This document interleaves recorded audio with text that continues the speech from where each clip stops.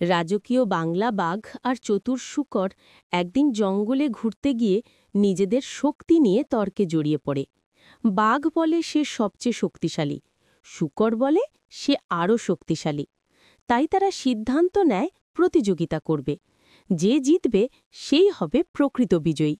বাঘ প্রতিযোগিতার আগে পুরো শরীরে তেল মেখে পেশি শক্ত করে নেয়, আর শূকর বুদ্ধি করে শরীর জুড়ে কাদা মেখে রোদে শুকিয়ে নিজের শরীর শক্তপোক্ত বানায়। লড়াই শুরু হতেই দুজন একে অন্যকে ভয়ঙ্করভাবে আক্রমণ করে। বাঘ শূকরকে কামড়ে মাটিতে চেপে ধরে, আর শূকর বাঘটাকে কামড়ে তার শরীরের মাংস ছিঁড়ে খেতে থাকে।